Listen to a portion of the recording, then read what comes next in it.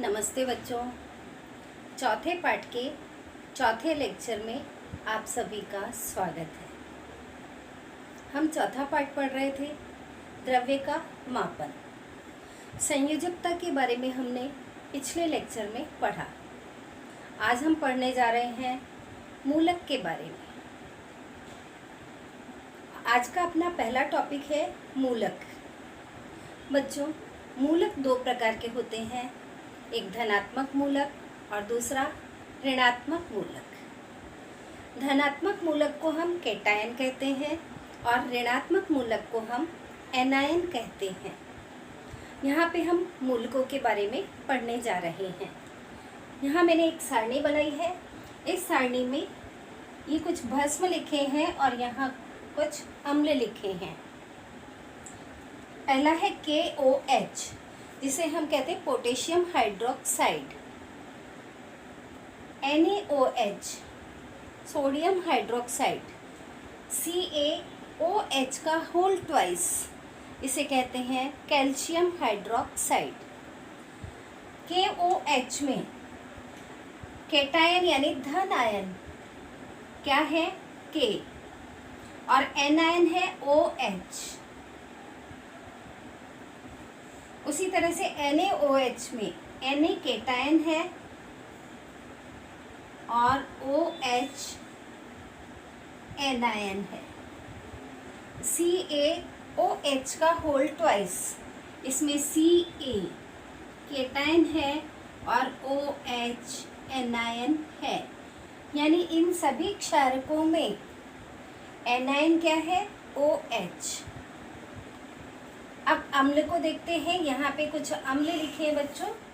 इन अम्लों में कैटायन और एनायन देखते हैं। ये है हाइड्रोक्लोरिक अम्ल। पढ़ते हैं हम HCl। इसमें हाइड्रोजन, ये कैटायन है और Cl एनायन है। HBr हाइड्रोजन ब्रोमाइड, इसमें हाइड्रोजन कैटायन है और Br यानी ब्रोमाइड एनायन है।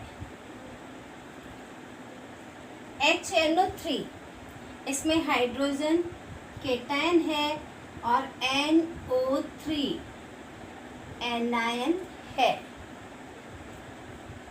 कैटायन यानी धन आयन और एनायन यानी ऋण आयन। ऋणायन या फिर ऋण आयन भी कहते हैं। तो बच्चों, इसको लिखते कैसे हैं? कैटायन पे धन आवेश होता है इस तरह से, और एनायन जो है उस पे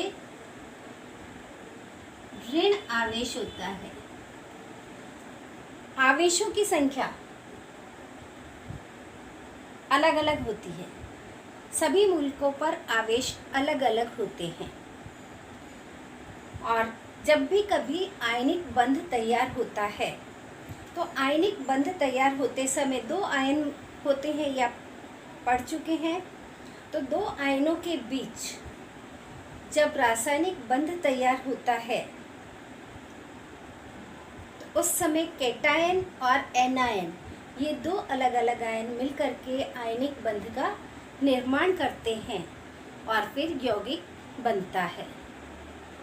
उस यौगिक को हम कहते हैं आयनिक यौगिक। यहाँ पे एक चीज और ध्यान में रखनी है। भस्म तैयार होते समय NaOH होता है। ये एनायन जब कैटायन के साथ संयुक्त होता है तो भस्म का निर्माण होता है। उसी तरह से अम्ल तैयार होते समय कैटायन हाइड्रोजन होता ही है। उस हाइड्रोजन का एनायन के साथ संयोग होने पर अम्ल का निर्माण होता है। यहाँ देखिए, हाइड्रोजन आयन और क्लोराइड आयन, इन दोनों के संयोग से यौगिक का निर्माण होता है। आपने सोडियम क्लोराइड का निर्माण पढ़ा। सोडियम एक संयोजकता और Cl उसकी भी संयोजकता एक, और क्या बन रहा है दोनों से, सोडियम क्लोराइड NaCl। इस तरह से यौगिक का निर्माण आपने पढ़ा है बच्चों। अपना अगला टॉपिक है यौगिकों के रासायनिक सूत्र लिखना। तो यौगिकों का रासायनिक सूत्र लिखते समय हमें कुछ चीज़ों का ज्ञान होना आवश्यक है। अभी थोड़ी देर पहले मैंने बताया मूलक दो प्रकार के होते हैं, एक धन आयन और दूसरा ऋण आयन। धन आयन को हम कैटायन कहते हैं और ऋण आयन को एनायन कहते हैं। जब हमें यौगिकों का सूत्र बनाना होता है तो हम कुछ चरणों का पालन करते हैं। वो चरण यहाँ मैंने लिखे हुए हैं, 4 चरण हैं। उन चरणों के अनुसार हम किसी भी यौगिक का सूत्र प्राप्त कर सकते हैं। सोडियम सल्फेट का हमें सूत्र प्राप्त करना हो तो सोडियम सल्फेट, सोडियम आयन और सल्फेट आयन, इनकी हमें जानकारी होनी आवश्यक है। तो पहला चरण है मूलकों के प्रतीक लिखना। सोडियम का प्रतीक होता है Na और सल्फेट का होता है SO4। इसमें भी धन आयन को पहले लिखा जाता है और ऋण आयन को बाद में लिखा जाता है। इस चीज़ को हमेशा ध्यान में रखिए। अगला चरण है उन मूलकों के नीचे उनकी संयोजकता लिखना। तो बच्चों आपकी बुक में पेज नंबर 56 पे मूलक दिए हुए हैं।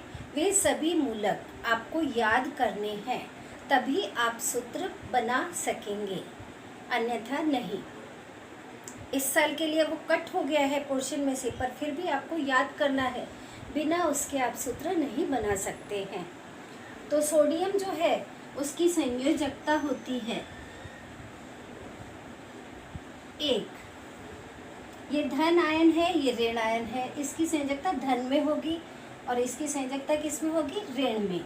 तो ये है सल्फेट SO4 और इसकी संयोजकता होती है 2। तो हमें धन और ऋण नहीं लिखना है, हमने धन को पहले लिखा, ऋण को बाद में। उसी से समझ में आ जाता है कि ये धन आयन है और ये ऋण आयन है। अगला है मूलकों की संख्या प्राप्त करने के लिए तीर द्वारा दर्शाए अनुसार तिर्यक गुणा करना। तो अब ये जो सोडियम आयन है इसकी संयोजकता है 1 और सल्फेट की संयोजकता है SO4 2। तो इनको तीर द्वारा यानी इस तरह से गुणा करना है।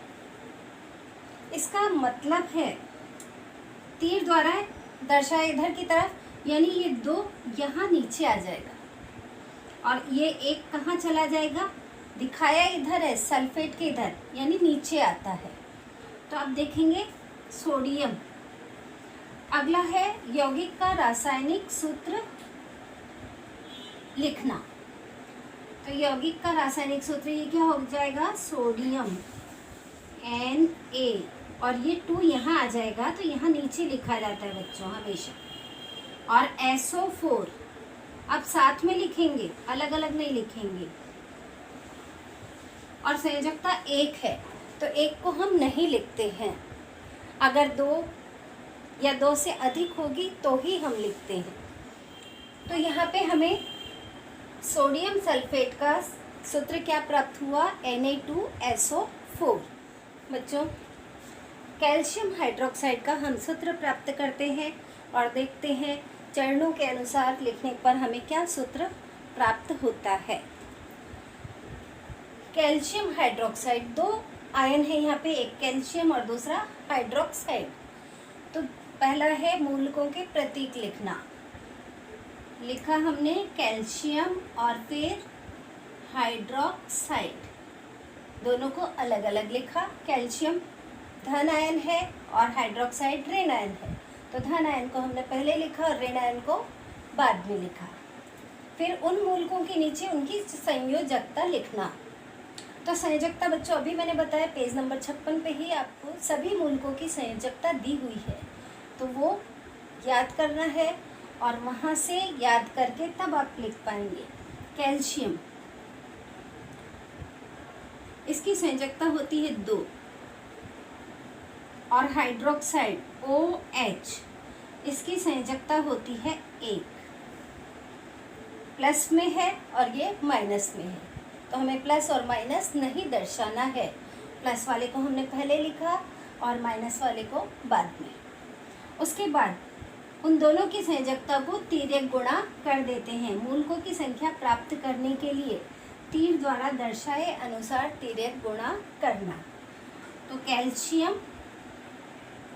और हाइड्रोक्साइड संयोजकता लिखी 2 और 1। ये 1 को हम यहाँ लिखेंगे और इस 2 को OH के इधर की साइड में लिखना है। कैल्शियम का और अगला है यौगिक का रासायनिक सूत्र लिखना। तो अब कैल्शियम के नीचे क्या आ गया यहाँ पे 1 को हम नहीं लिखते हैं। उसके बाद है OH और अब दोनों को मिला के हमें लिखना है OH, और OH कहाँ आएगा, ये 2 OH के यहाँ आएगा और पहले नहीं, यहाँ नीचे की तरफ लिखा जाता है, बाद में दाहिनी तरफ। और अभी 2 लिखना है। तो बच्चों यहाँ पे देखेंगे, अगर मैं CaOH ऐसे 2 लिख देती हूँ तो 2 केवल हाइड्रोजन के साथ हुआ, ऑक्सीजन के साथ नहीं हुआ। इसलिए हमें इसे कैसे लिखना पड़ेगा, कोष्ठक में करके और फिर बाहर 2 लगाना है, क्योंकि OH पूरा एक मूलक है। ऑक्सीजन भी 2 रहेगा और हाइड्रोजन भी 2 रहेंगे। इसलिए सूत्र हमें क्या प्राप्त हुआ, CaOH का होल ट्वाइस। आशा करती हूँ कि आप सभी को सूत्र बनाना समझ में आ गया होगा। आपकी बुक में कुछ प्रश्न दिए हुए हैं, उनके अनुसार आपको यौगिक का सूत्र तैयार करना है। जितनी प्रैक्टिस करेंगे उतना अच्छी तरह से आएगा। और इसी के साथ ही आज का लेक्चर यहीं पे समाप्त करते हैं। धन्यवाद।